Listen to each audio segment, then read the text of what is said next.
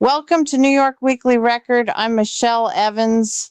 This week, New York City gave us the full range of what this city is. Joy, power, abuse, accountability, and the systems people are still trying to force into the light. First, the Knicks brought a championship back to New York after 53 years.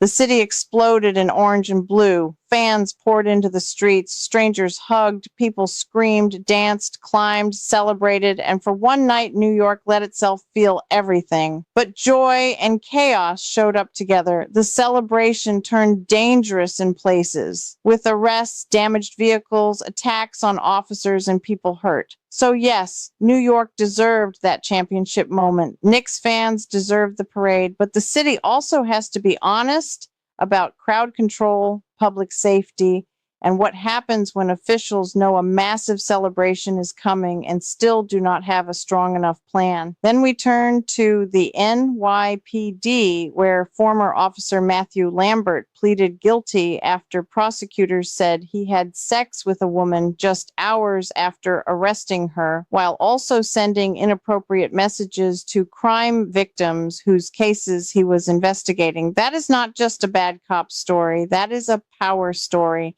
An arrest is not a pickup line. A desk appearance ticket is not leverage. And when the badge is involved, the power imbalance is already in the room. We also look at Albany, where prison sexual abuse survivors are still fighting to be heard. A technicality should not decide whether survivors get their day in court.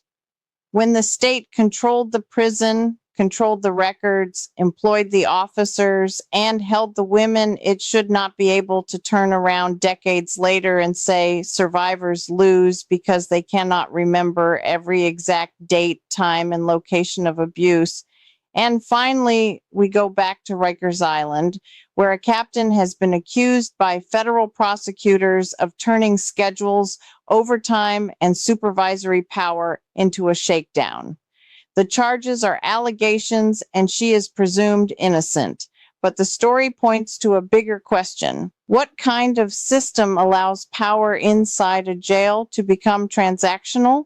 Because Rikers does not just have a violence problem, it has a power problem. And whether we are talking about the NYPD, state prisons, Rikers Island, or the streets outside Madison Square Garden after a championship win, the question is the same. Who has power? Who gets protected? Who gets ignored? And who is finally forced to answer? Real facts, real records, real impact. I'm Michele Evans, and this is New York Weekly Record.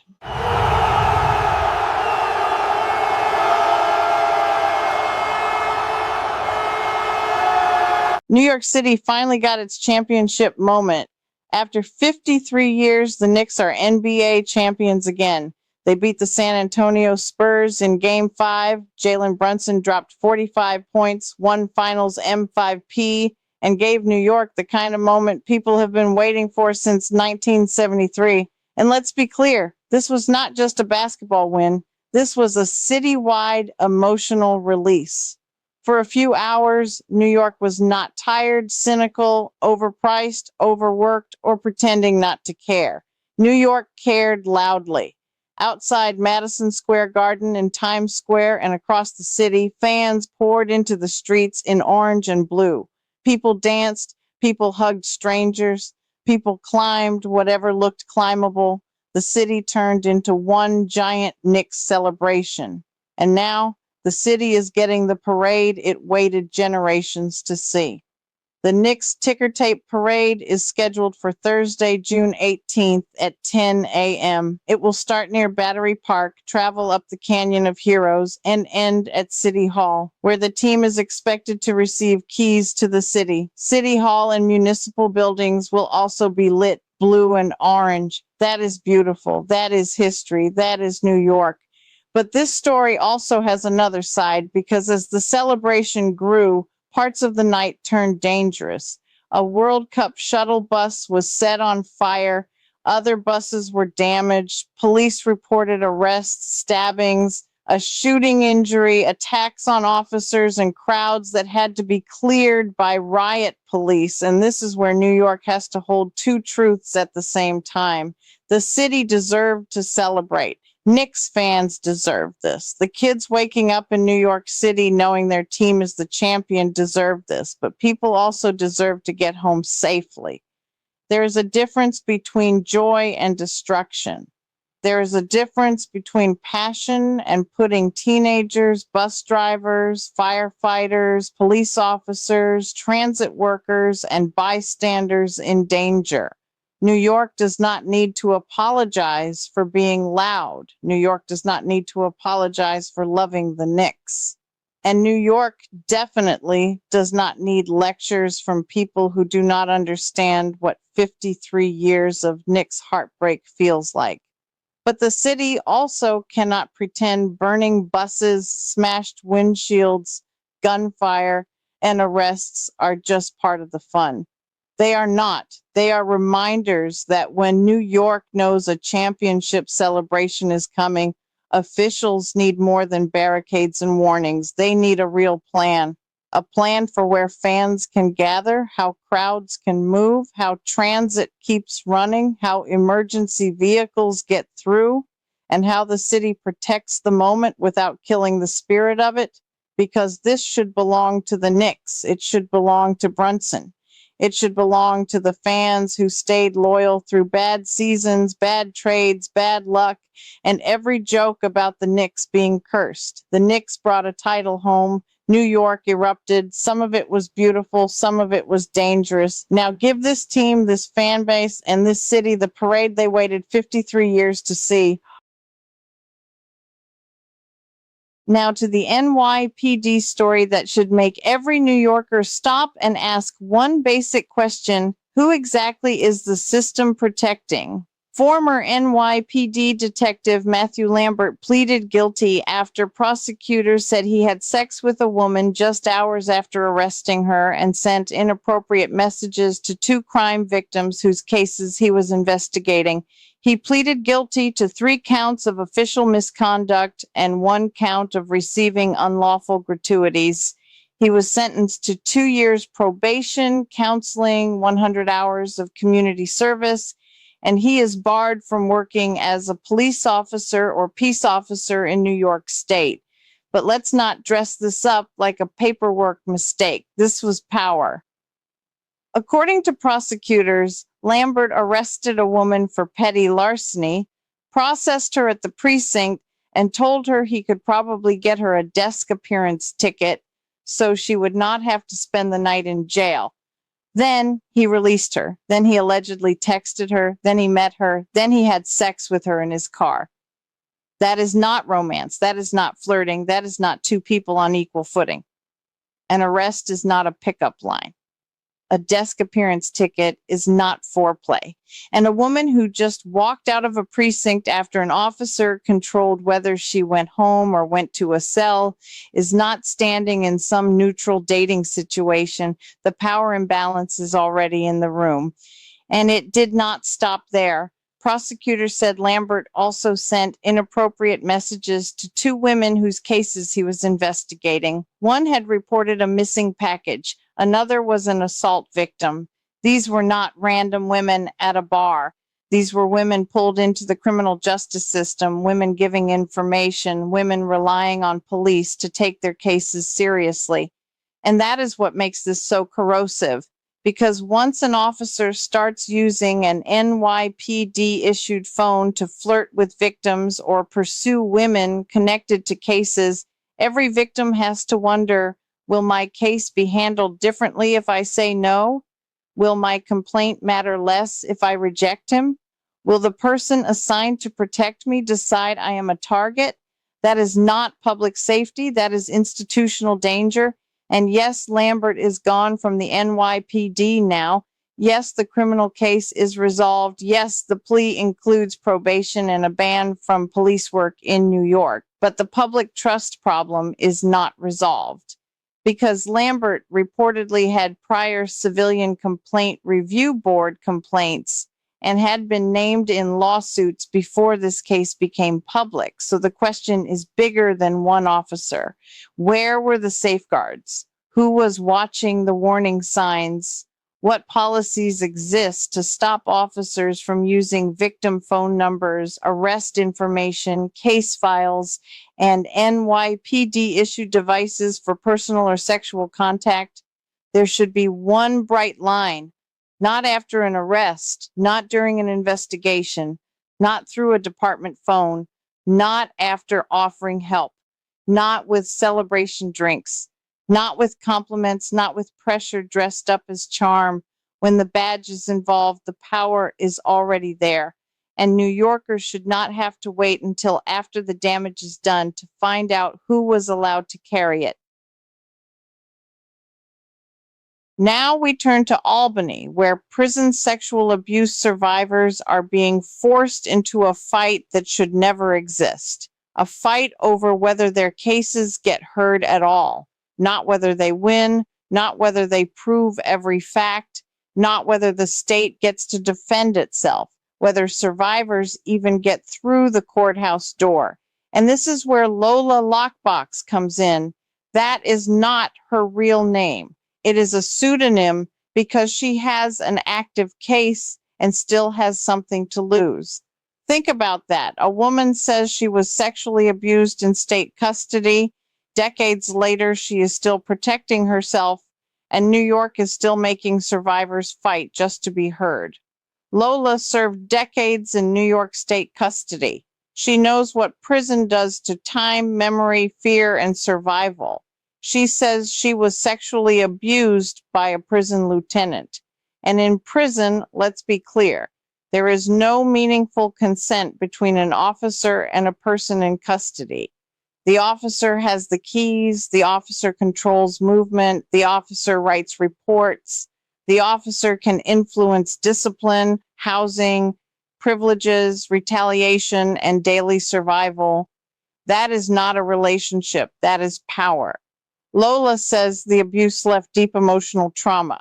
She says the lieutenant admitted to the conduct, was fired, and was ordered to pay her $25,000. Years later, she was not the one chasing a lawsuit. Legal aid contacted her. She hesitated. Then she agreed. And now, after all of that, New York may still tell survivors like Lola, sorry, your memory is not precise enough.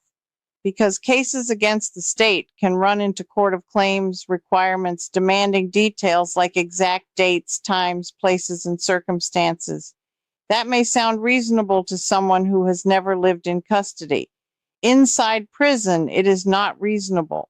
Days blur, movement is controlled, records are in the state's hands, fear is constant, retaliation is real, and trauma does not preserve memory like a court clerk stamps a filing.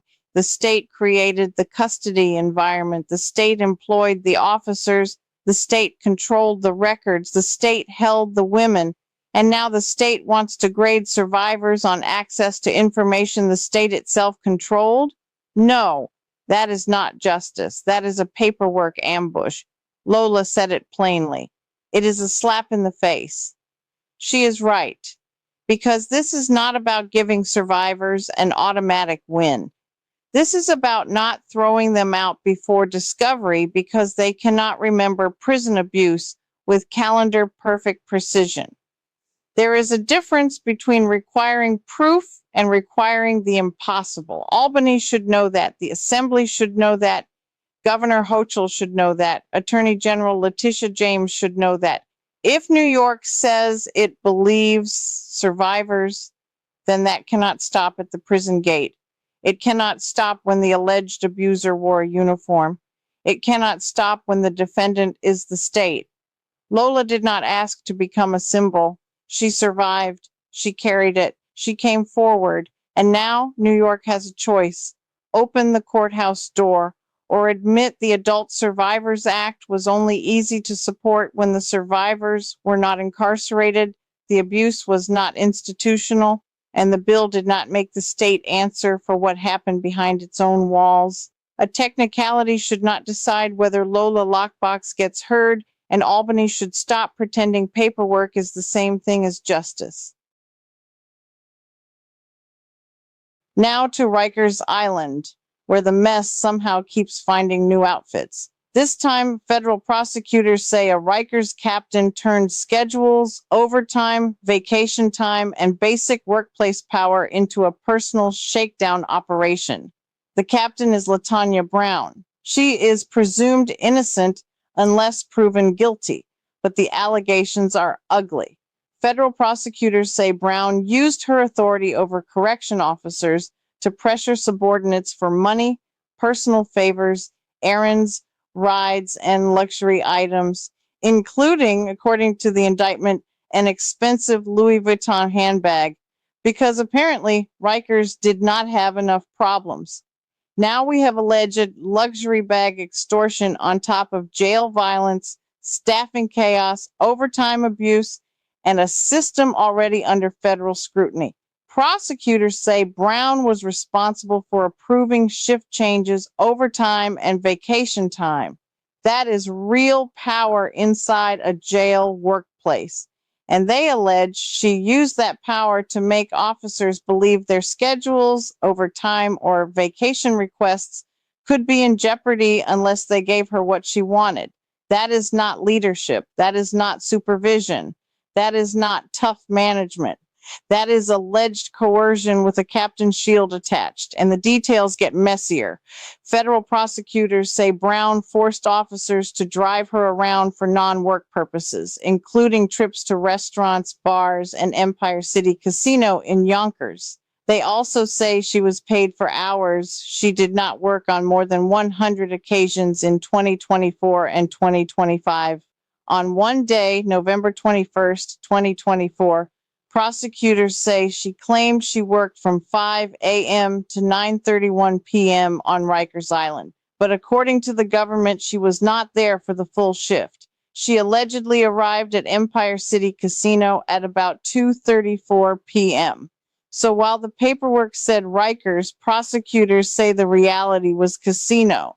That is not just messy. That is taxpayer money. That is public trust. That is a jail system already drowning in overtime, staffing problems, violence, federal monitoring, and daily dysfunction. And here is the part people outside the system need to understand. Inside correction, schedules are not small things. Overtime is money. Vacation time is survival. Shift assignments affect sleep, family life, childcare, safety, and whether an officer can function. So if a supervisor can allegedly turn those approvals into leverage for gifts, rides, money, and handbags, that is not a side scandal. That is the culture problem in plain sight. Rikers does not just have a violence problem. It has a power problem, a supervision problem, an accountability problem, a who is watching the people in charge problem. And every time another case like this comes out, the public is asked to believe it is one bad employee, one bad captain, one bad officer, one bad scheme. But at some point, New York has to stop acting surprised. Because when the same system keeps producing scandals, the scandal is not an exception. It is a warning.